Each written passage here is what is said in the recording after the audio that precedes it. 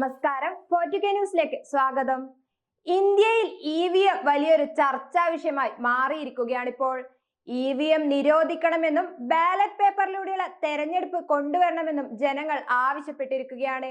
EVMനെതിരെയുള്ള പ്രതിഷേധങ്ങൾ ശക്തമാകുന്ന സാഹചര്യമാണിന്ന്. അതിന്റെ പ്രധാന കാരണം EVM അട്ടിമറിയിലൂടെയാണ് BJP ഇതുവരെ അധികാരത്തിലെത്തിയെന്ന കാര്യം എല്ലാവരും ഇതിനോടകം മനസ്സിലാക്കി എന്ന് തന്നെയാണ്. EVM മാത്രമല്ല, BJPയുടെ കള്ളക്കളികൾക്ക് കൂട്ടുനിൽക്കുന്ന ഒരു തെരഞ്ഞെടുപ്പ് കമ്മീഷനും BJPയുടെ കൂടെയുള്ളപ്പോൾ അവർ എന്തിനു ഭയക്കണം? തെരഞ്ഞെടുപ്പിനെ അട്ടിമറിക്കാൻ വേണ്ടി BJP കാണിക്കുന്ന ഏത് നെറികെട്ട രാഷ്ട്രീയത്തെയും ന്യായീകരിച്ചു നിൽക്കുന്ന ഒരു തെരഞ്ഞെടുപ്പ് കമ്മീഷനാണ് നമുക്കുള്ളത്. ആ ആത്മധൈര്യം ഉള്ളതുകൊണ്ട് തന്നെയാണ് BJP ഇത്തരത്തിലുള്ള തെരഞ്ഞെടുപ്പ് അട്ടിമറികൾ കാണിക്കുന്നതും. BJPയുടെ കള്ളത്തരത്തിന് കൂട്ടുനിന്നപ്പോൾ സുപ്രീം കോടതിയിൽ നിന്നും ഇങ്ങനൊരു പണി കിട്ടുമെന്ന് തെരഞ്ഞെടുപ്പ് കമ്മീഷണർ രാജീവ് കുമാർ സ്വപ്നത്തിൽ പോലും പ്രതീക്ഷിച്ചു കാണില്ല. അത്തരത്തിലുള്ള ഒരു നീക്കമാണ് സുപ്രീം കോടതി ഇപ്പോൾ നടത്തിയിരിക്കുന്നത്. ഇന്ത്യയുടെ മുഖ്യ തെരഞ്ഞെടുപ്പ് കമ്മീഷണറെ ആരാണ് നിയമിക്കേണ്ടത് എന്ന കാര്യത്തിൽ നിയമ നടപടികൾ പുനരാവിഷ്കരിക്കണമെന്ന് വ്യക്തമാക്കിയിരിക്കുകയാണ് സുപ്രീം കോടതി. തെരഞ്ഞെടുപ്പ് കമ്മീഷന്റെ നിയമനവുമായി ബന്ധപ്പെട്ട പാനലിൽ ഇപ്പോൾ ഉള്ളത് പ്രധാനമന്ത്രിയും ഒരു ക്യാബിനറ്റ് മന്ത്രിയും ലോക്സഭയിലെ പ്രതിപക്ഷ നേതാവുമാണ്. സുപ്രീം കോടതിയാണ് സത്യവാചകം ചൊല്ലിക്കൊടുക്കുന്നതും. എന്നാൽ ഈ പാനലിലേക്ക് സുപ്രീം കോടതി കൂടി ഉൾപ്പെട്ട് നിയമ നടപടികൾ പുനഃക്രമീകരിക്കണമെന്നാണ് സുപ്രീം കോടതി ഇപ്പോൾ ആവശ്യപ്പെട്ടിരിക്കുന്നത്. അത്തരമൊരു പുനഃക്രമീകരണത്തിലൂടെ മാത്രമേ നീതിയുക്തമായ ഒരു തെരഞ്ഞെടുപ്പ് നടത്താൻ സാധിക്കൂ എന്ന് സുപ്രീം കോടതി പറയുകയും ചെയ്തു. അതേസമയം BJPയുടെ EVM അട്ടിമറിക്കെതിരെ പ്രതിപക്ഷത്തിന്റെ ഭാഗത്ത് നിന്ന് ശക്തമായ പ്രതിഷേധങ്ങൾ ഉയർന്നു വന്നിരുന്നു. BJPയുടെ EVM അട്ടിമറിയെ പ്രതിപക്ഷ നേതാവ് രാഹുൽ ഗാന്ധി പലപ്പോഴായി ചൂണ്ടിക്കാണിച്ചിട്ടുമുണ്ട്.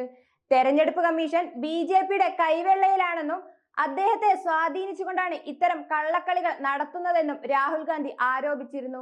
ഹരിയാനയിലും മഹാരാഷ്ട്രയിലും BJP നടത്തിയ അട്ടിമറികളെ തെളിവുകൾ സഹിതം രാഹുൽ ഗാന്ധി തെരഞ്ഞെടുപ്പ് കമ്മീഷന് മുന്നിൽ അവതരിപ്പിച്ചിരുന്നു.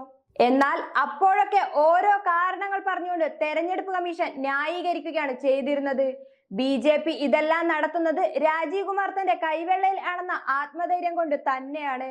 എന്നാൽ മുഖ്യ തെരഞ്ഞെടുപ്പ് കമ്മീഷൻ രാജീവ് കുമാറിനെതിരെ ആരോപണങ്ങളുടെ പെരുമഴ തന്നെയാണിപ്പോൾ. ഇത്രയും ആരോപണങ്ങൾ ഉയരുന്ന സാഹചര്യത്തിൽ നടപടിയെടുക്കുക എന്നല്ലാതെ സുപ്രീം കോടതിക്ക് മുന്നിൽ മറ്റു വഴികളൊന്നുമില്ല. അതിന്റെ ഭാഗമായുണ്ടായ അന്വേഷണത്തിൽ ഞെട്ടിക്കുന്ന റിപ്പോർട്ടുകളായിരുന്നു പുറത്തു വന്നിരിക്കുന്നത്. അന്വേഷണത്തിന്റെ ഭാഗമായി നിരവധി കള്ളക്കണക്കുകളാണ് മറനീക്കി പുറത്തു വന്നത്.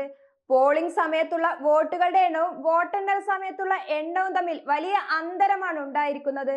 തെരഞ്ഞെടുപ്പിൽ എത്രത്തോളം അട്ടിമറികൾ നടന്നിട്ടുണ്ടെന്ന് ഇതിലൂടെ തന്നെ മനസ്സിലാക്കാവുന്നതാണ്. എന്നാൽ ഹരിയാനയിലും മഹാരാഷ്ട്രയിലും മാത്രമല്ല, ഡൽഹിയിൽ BJP നടത്തിയ കള്ളത്തരങ്ങളും ഇപ്പോൾ പുറത്തു വന്നിരിക്കുകയാണ്. വോട്ടർമാരുടെ ലിസ്റ്റിൽ നടത്തിയ തിരിമറിയും വോട്ട് ഇരട്ടിപ്പടക്കമുള്ള BJPയുടെ കള്ളക്കണക്കുകളാണ് പുറത്തു വന്നിരിക്കുന്നത്. ഡൽഹി നിയമസഭാ തെരഞ്ഞെടുപ്പ് നടക്കാനിരിക്കെ 70 അസംബ്ലി മണ്ഡലങ്ങളുമായി കഴിഞ്ഞ 5 മാസത്തിനുള്ളിൽ 3.5 ലക്ഷം അധിക വോട്ടുകൾ ഉണ്ടെന്നാണ് റിപ്പോർട്ടുകൾ പറയുന്നത്. ഇത്രയും അധിക വോട്ടുകൾ എങ്ങനെ ഉണ്ടായി എന്ന ചോദ്യത്തിന് ഒറ്റ ഉത്തരം മാത്രമേ ഉള്ളൂ. BJPയുടെ വൻ അട്ടിമറി അവിടെ നടന്നു എന്ന ഉത്തരം മാത്രം. BJP ഡൽഹിയിൽ നടത്തിയ വൻ അട്ടിമറികൾ ഇതിൽ നിന്ന് തന്നെ വ്യക്തമാവുന്നതാണ്. വരുന്ന തെരഞ്ഞെടുപ്പുകളിൽ ഇത്തരത്തിലുള്ള അട്ടിമറികൾ BJPയുടെ ഭാഗത്ത് നിന്ന് ഇനിയും ഉണ്ടാകുമെന്ന കാര്യം ഉറപ്പാണ്. എന്നാൽ സുപ്രീം കോടതി കൂടുതൽ ശക്തമാക്കിക്കൊണ്ട് നിയമങ്ങളെ പുനഃക്രമീകരിക്കുമ്പോൾ BJPക്ക് അതൊരു വെല്ലുവിളി തന്നെയാവും. എന്തായാലും സുപ്രീം കോടതിയുടെ ഈ തീരുമാനം BJPക്കും രാജീവ് കുമാറും കിട്ടിയ ഒരു 8ന്റെ പണി തന്നെയാണെന്ന കാര്യത്തിൽ സംശയമൊന്നുമില്ല.